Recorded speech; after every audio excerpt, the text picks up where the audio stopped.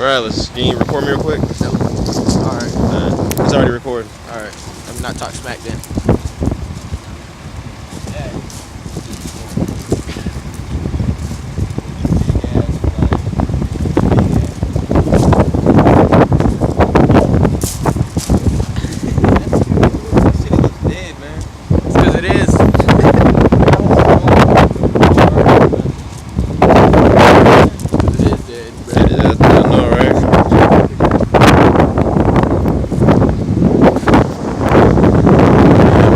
In the DMZ.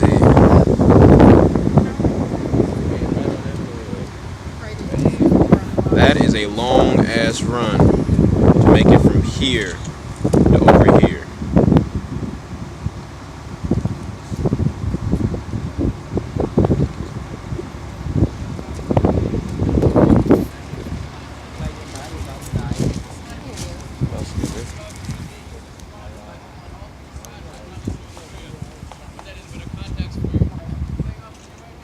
Backwards.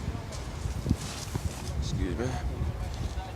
You'll see a busty black and yellow panel marker. That is what denotes the MDL outside of the JSA along with the white stick. So the MDL follows that white stick into the tree line past that road. And then into the wood line where it makes an abrupt 90-degree angle to the left, running through the Sashon River, going to the Han Estuary and to the west. Pretty much everything from this side and over is North Korea. I'm starting off on the right hand side. If you look under the hillside closest to you, you see kind of a backwards J-shaped dirt road. This is the northern boundary of the DMZ. The blue sign you passed coming here today underneath was the southern boundary. This is the official northern boundary. The left hand side is KPA guard post number 5. You're also being monitored at this time. Please do not make any derogatory gestures or point and wave at them. Off to the left, when you see it opens up, you'll see a group of buildings and a long blue elongated roof.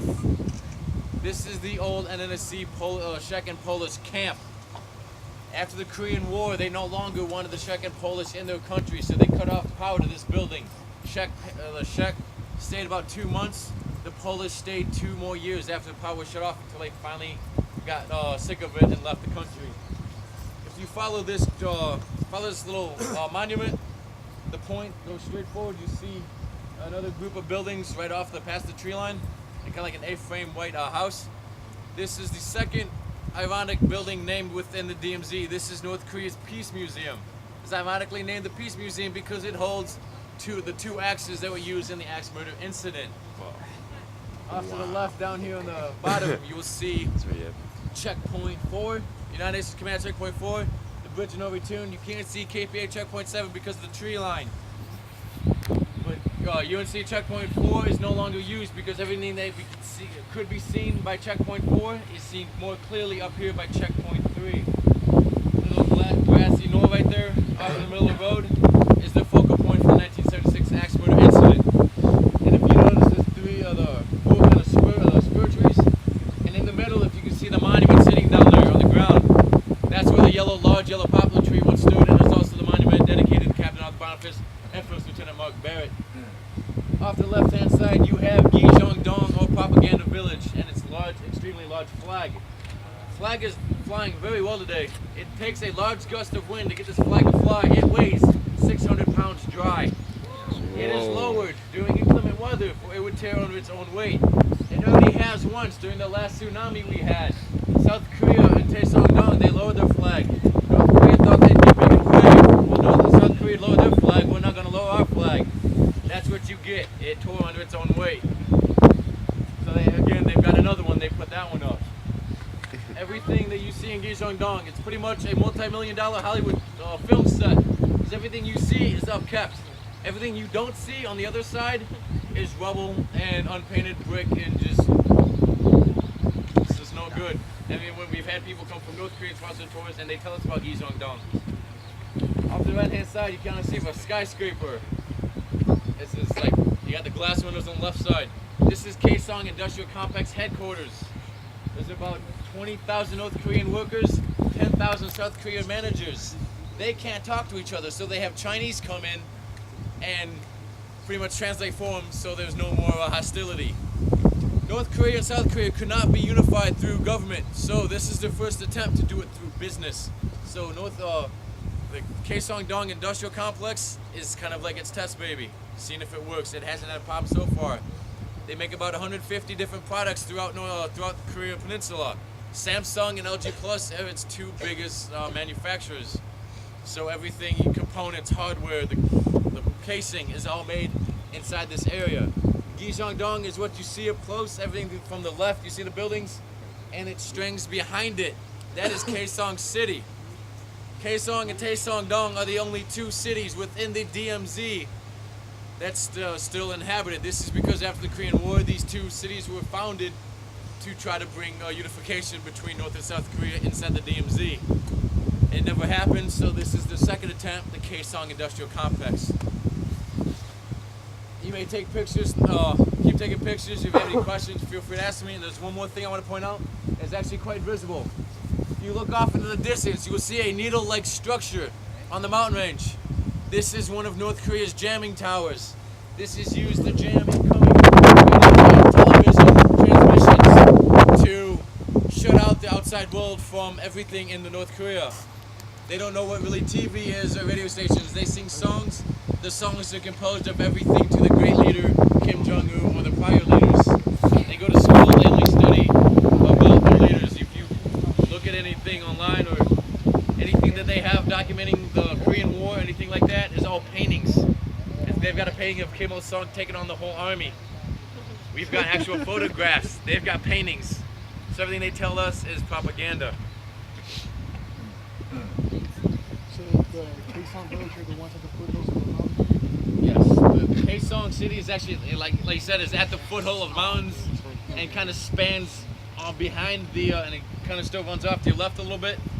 That's Kaesong, and then they are also the ones that do the upkeep of Gyeongdong and all of its maintenance.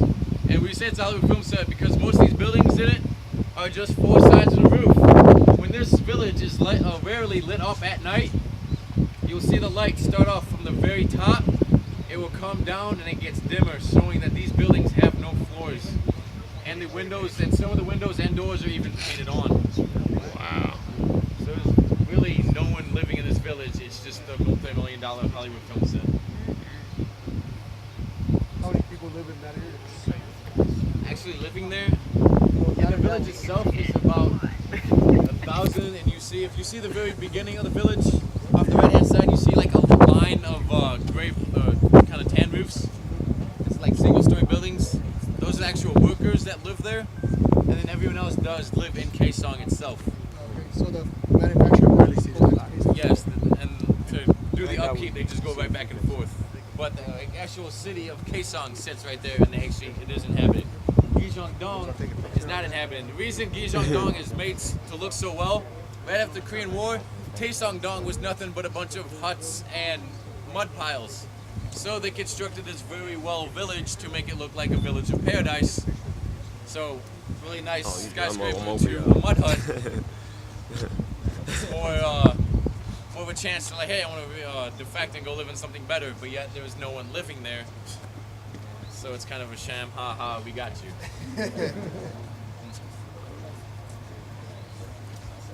And that one side of there is a bridge?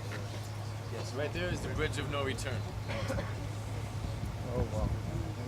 See that, and there's also the 72 Hours Bridge. The 72 Hours Bridge we can't see. It's maybe about 200 meters to the right-hand side of the Cape Bay guard post over here. 72 Hours Bridge got its name because people from the Ochak and Polish NNC camp would have to come all the way across the Bridge of No Return, come across and come up to this area, and they would use this, it's North Korean access road. It goes through the wood line, goes up into North Korea, and they would come through from the Panmugakets, across into South Korea. So, or they'd have to go through South Korea, cross into North Korea, wherever they work. So, after the 1976 axe murder incident, and the limitations were established, so they told them you would have 72 hours to find a way into North Korea without crossing through South Korea. So, they built the 72 Hours Bridge, which is on that side. So now if anyone does want to cross into North Korea, they come through that way. The way the guards. So why don't they just come up Yes. the hill? Hey, how come they won't just come up the hill then? Like why? Like I see right here. Why am I gonna go all the way around? When I can These just... guys would shoot them. They They are very well They armed. got mines. Anyone coming up this hillside, Yeah. Oh, if you're okay. not in a rock uniform, they will shoot. God damn. Especially at night, even Hey, hostility, we're not even for allowed real. to go running off installation at night. Well, there's even a place called Concrete Hill we like to ruck up.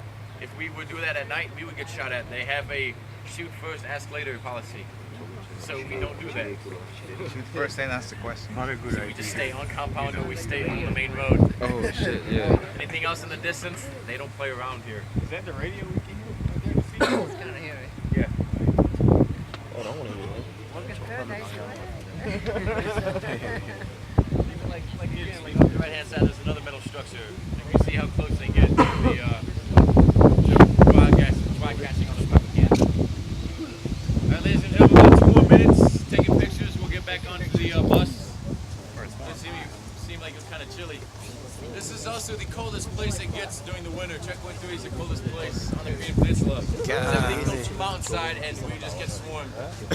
So come December, I'm going to be sitting there in this Olympic coach like, this is North Korea. Can't do it. make it look smaller.